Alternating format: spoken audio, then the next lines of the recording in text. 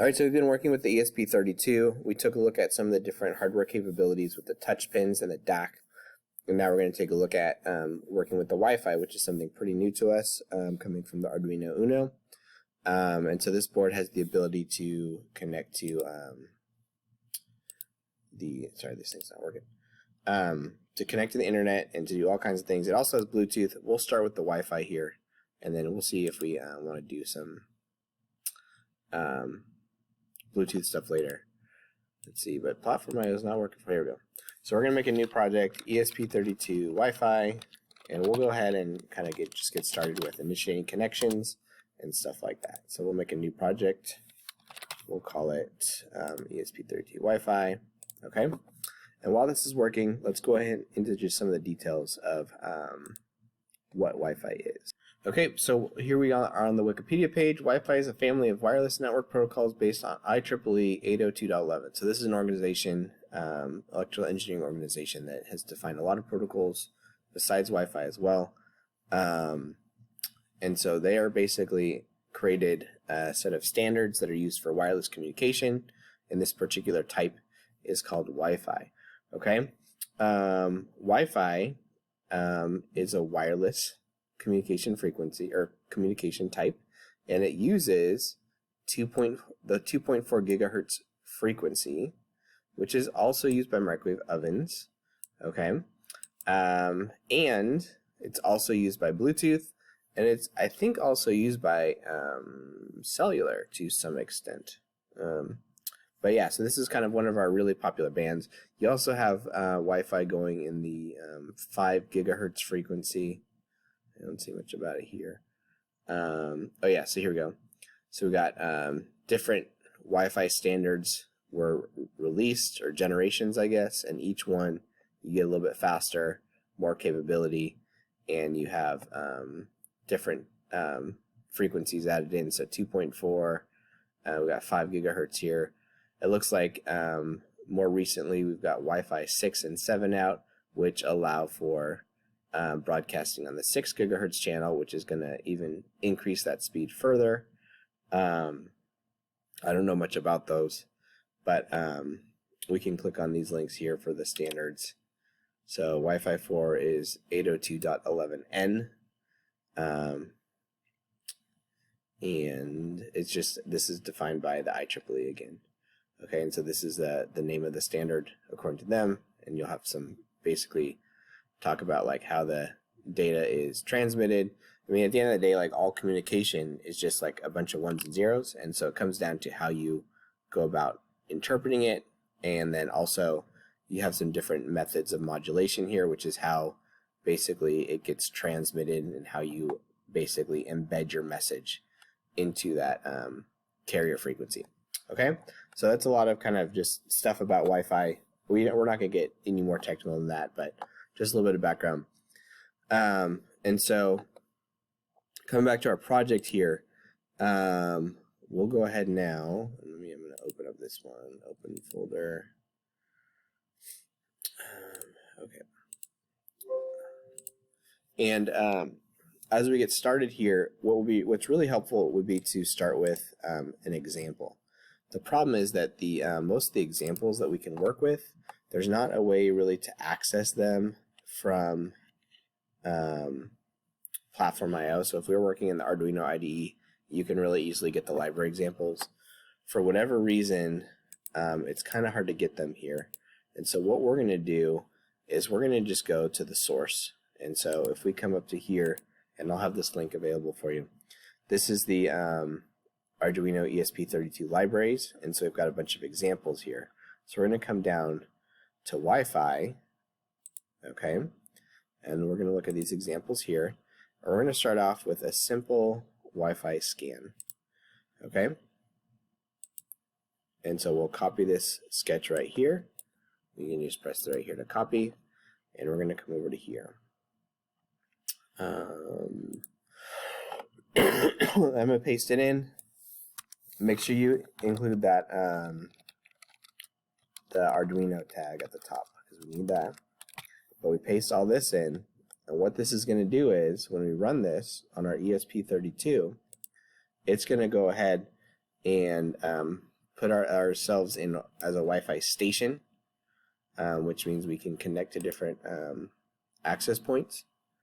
And then we're going to scan the networks, and we're basically just going to print out these networks. So, and we'll do it every 5 seconds.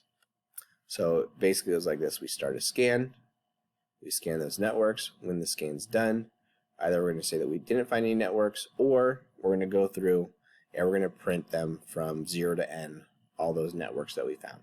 Okay, and we're going to print the SSID, which is like the name of the network, the RSSI, which is the strength, and then the channel that it's on. And so this has to do with how those connections are handled, and then also the encryption type we're going to see as well.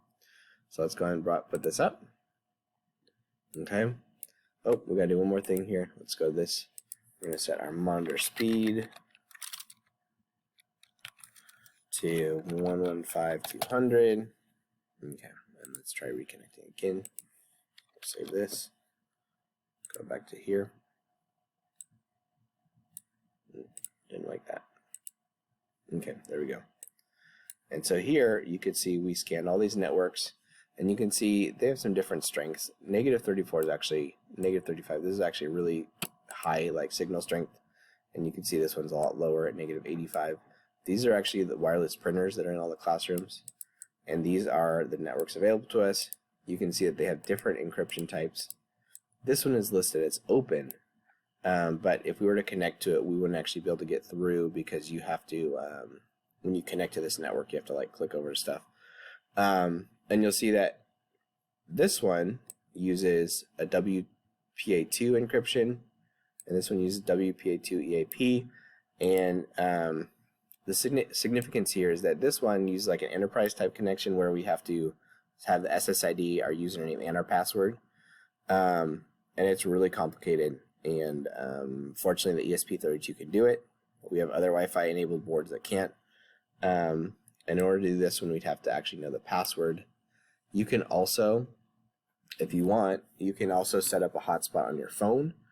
Now the trick is, when you set up your hotspot, I'm going to turn mine on right now, you can't just turn it on. There's an option here that says maximize compatibility. And so I'm turning mine on right now, and you can see it show up right here. But in order to see it, you have to put the maximize compatibility setting on there. And so the reason why is this. If we come back to the Wi-Fi definitions and compatibility, so the our ESP32s can interact with the 2.4 gigahertz frequency. They are not enabled on the 5 gigahertz frequency, and it's harder to get microcontrollers that could do 5 gigahertz. Most of them do 2.4, and like around your house, most of your internet connected devices that are not like phones are going to use that 2.4. These are things that use lower data rate, that have I guess the trade-offs here, that 2.4 has a wider range but is a slower data rate. 5 gigahertz is going to be a shorter range because it's more energy, but it's going to have a faster data rate. So around your house, you're going to have a lot of like things that are 2.4 gigahertz, and your router's probably broadcasting both frequencies. And maybe you have like a smart like thermostat or like some smart light bulbs. If you have any of that stuff going on in your house, it's probably connected to 2.4. So anyway, we can only connect to 2.4. And so if you are trying to connect to your hotspot, you have to make sure you toggle that option to enable or to maximize compatibility, because that basically enables the 2.4 gigahertz radio. And you can see that signal is, at least here, was pretty strong because I had it really close compared to the other ones. And then and so yeah, this is wpa2 because we can connect with just like a password and the SSID. Okay, so with that, we're going to actually go ahead and start in. And so now the next step is let's actually get connected. And so the trick here is we want to be able to connect to whatever type of network, whether it is wpa2 EAP or wpa2. And so we're going to do both of those. And so we're going to go ahead and modify our scan sketch here. We'll actually probably kind of just start over. Okay, so let's go ahead and do like a restart here. So I'm going to clear out this stuff and this stuff, and we're going to make some files that we're going to use to handle everything. Okay, so we got like a really basic kind of starting point, and we're going to make a Wi-Fi handler.h and a Wi-Fi handler.cpp. Okay, and so here we'll put our include guard. So if and def Wi-Fi handler.h.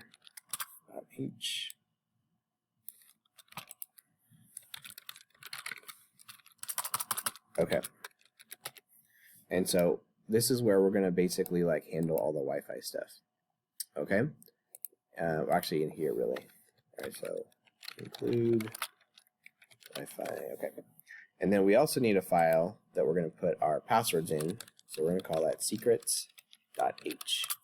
Okay, and so I'm going to share with you a link for a template for the secrets.h file, and so it's going to be this. And the goal here is that we don't want to be broadcasting our passwords to everybody, and so we want to try to protect them at least a little bit. And that's why I've got this header right here. And so I'm going to put that in the secrets.h here. And then so we're going to have, so this is stuff we're going to use later. Right now we're going to grab these ones and stick them in here. And we'll modify these so we can do our connections. And so real quick, even let's put in our SSIDs. So if you have like a home network that you want to use, you can put it there. I'm just going to put my phone for now as my SSID. And then if you want to connect your phone, you can. If you want to try this at home, you can. And then for here at school, we're going to connect to the CJU HST network. And so EAP Wi-Fi SSID, we're going to put that one right here. Okay. And then this would be your school username that you use to log in at school. And this would be the password you use. So this would be like your long ID, and this would be short ID, and whatever kind of the password you have set up. Okay, and then we'll come out and we'll use that stuff in a minute here. Let's come back now to the Wi-Fi handler, and so we're going to make two functions: void connect Wi-Fi, and we'll do void connect Wi-Fi enterprise. And so if you're doing this at school, you want to do the second one. If you're trying this out at home, you want to do that first one. And we'll go ahead and put both these here. Okay, now coming back to our examples, we'll look at another Wi-Fi example. And so we'll look at Wi-Fi, probably just do a client, I think. And so, yeah, I don't think that this is maybe too much for us here. We're not using ThingSpeak right now. That's like a server that you can use to store like data on and stuff. Okay, let's try this one, the basic one. Yeah, we'll do this. So we're going to include our Wi-Fi library in here. Okay. Include Wi-Fi.h, and then we're going to, in our function there, I don't know about this Wi-Fi multi, though. We don't need that. That's interesting. I wonder what's going on there. Let's find a different one. Let's try connect. Here we go.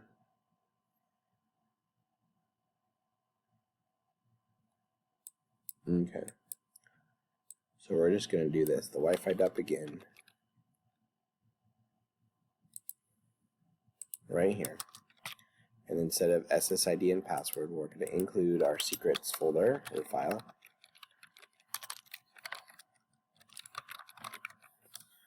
Okay. And we're going to grab these variables here. So the Wi-Fi SSID. and the password.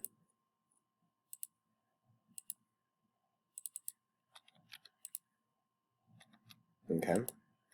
And then what we're going to do is we're going to say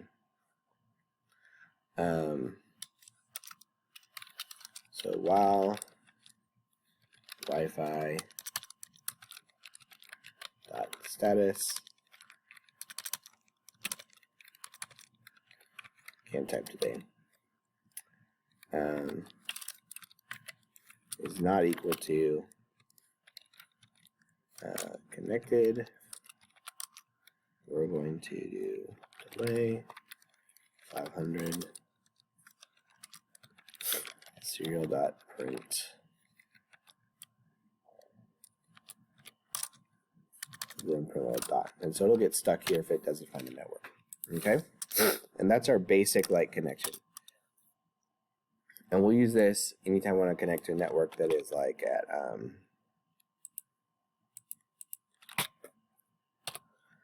that is like at your home network or something. So we're going to kind of include Wi-Fi handler.h.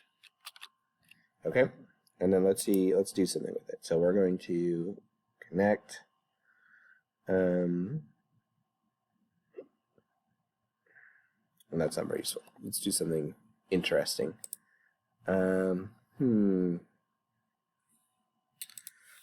right, I didn't really find any fun examples there, so we're just gonna get the time. So we're saying include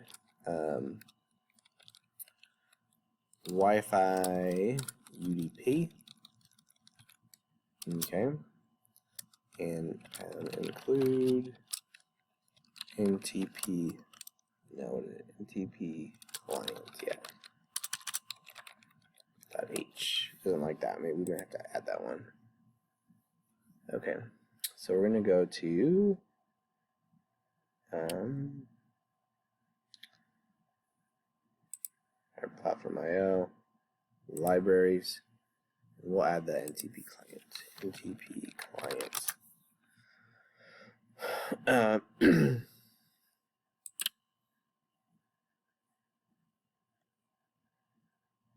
So I'll add this to our ESP32 Wi-Fi.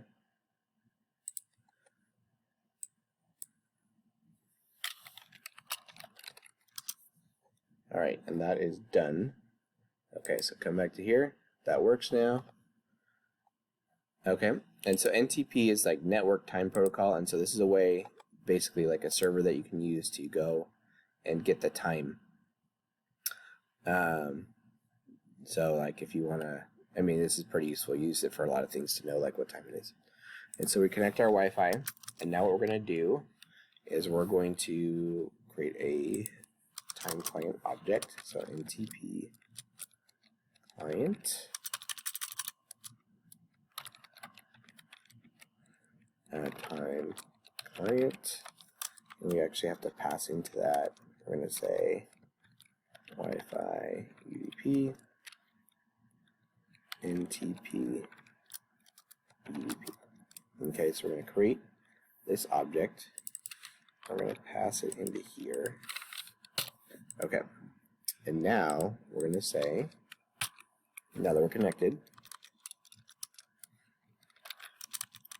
time client dot begin.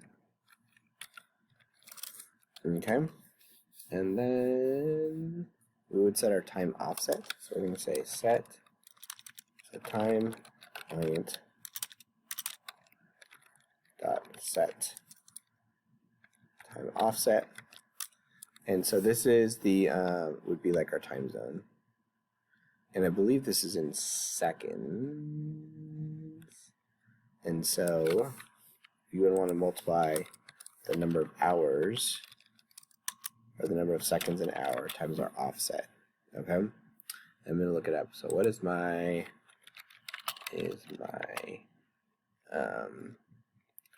time offset?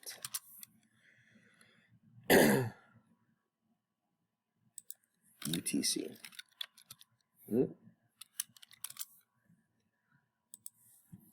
And so let's see. Currently it's 8:16 right now, and then it is 16:16 UTC, and so that would be -8. So we're going to put a -8 here. Okay, so that'd be our offset, -8 times 3600. Okay, and we're just going to do here time client dot update, and then we're going to print it. So we're going to say serial dot print time client dot get formatted time. Okay, now you got to be a little bit careful here because you don't necessarily want to keep sending requests to them. So we'll add a delay here of about 10 seconds in between requests. And really, what we could do is probably just print it, copy it, get it once, like up here, and then we could print the time. So it's going to track the time, I think, for us. And so let's try this. So if you have a phone set up with your hotspot, you can give it a try. If you want to wait and do it with the network one, we'll add that in next. Okay. So make sure you go back here to this document and input your password. You'll copy these down below. You'll input your passwords there for that personal one. And then if you're going to try it there, and let's go ahead and run this and see what happens. So I've got my phone broadcasting a network. I've got bad service in here, so I don't know that I'll actually be able to get through. And so we'll go ahead and connect to the school network here next. While we're waiting, if we come over to here, I found another example here where they actually do the enterprise connection for you. They show you how. So I haven't tried this yet, so we'll try this. Basically, we just need to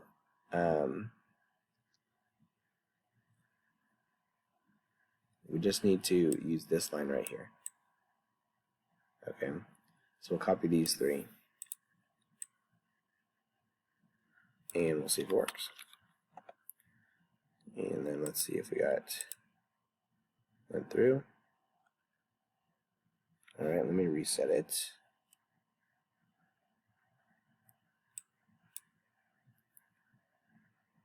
Okay, so we're connected. We need to have a serial.begin here is what we need. That's the problem.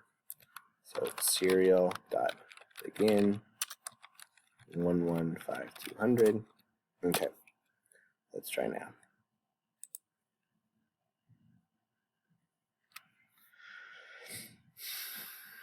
All right, and while we're waiting, we're going to come here. So I have pasted this in here, and we'll try this next. So we've got a counter.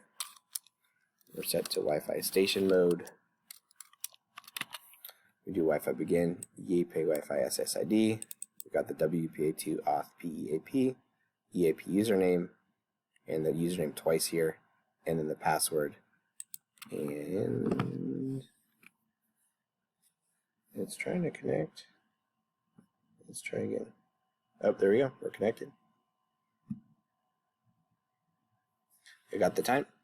So we should make some more labels here to make it a little bit more useful. So let's say serial.println connecting to Wi-Fi, and then we're going to say serial.println connected. And we'll say serial.println getting the current time. And then we'll do a serial.print current time. And you can see that we only had to get the time once right here, and then it's updating the time every 10 seconds. It's counting up. And so there's an internal what's called an RTC or real-time counter on this board, and so it can track the time pretty well, but it will drift a little bit over time. And so you might notice like your microwave and your stove and the clock in your car, they slowly, like over the course of the year, get further and further away, and you have to like fix them every time you reset the time. And that's just the drift, and right. So we're gonna have some drift here, but we don't necessarily need to get the time always. You would just do it periodically. Okay.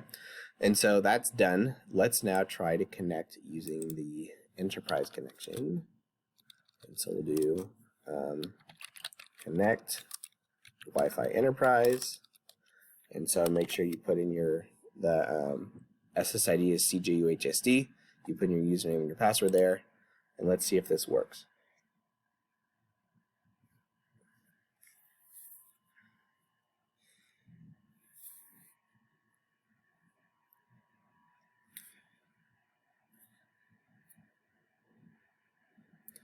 All right, and so at this point, we've scanned our Wi-Fi networks. We connected to like a simple network using my phone hotspot, and you can do that with yours, or you can try it at home. And now we're trying to connect to our school network using an enterprise connection type, which is a little bit more difficult, but we'll see if it works. It worked. We connected. So I'm connected to this school network. We got the time. And so now we can connect our board. We've connected it to the school Wi-Fi. We got the time. So from here, our next step, okay, so from here, you know, the things that you can do are infinite. You can get the weather. You can go and you can, I mean, different websites have what are called APIs, and we'll learn about using that with when we get the weather, but you can do, they've restricted some of the Twitter stuff, but you could do like, or X now, but you used to be able to go on like search like Twitter for stuff, and you could like post tweets or something. You could get, let's say you want to get the current price of Bitcoin and you want to display that, the current stock price of something, you could display that on something. You could have this, take pictures and send it somewhere. You can be sending up data, all kinds of things. And so once we've established this connection, that's kind of a building point from where we can do all kinds of other things. And so next, what we'll do is we'll probably go and look at the Open Weather API and look at doing something with that. Maybe we'll also look at kind of parsing this formatted time here and seeing what else we could do with this. Okay,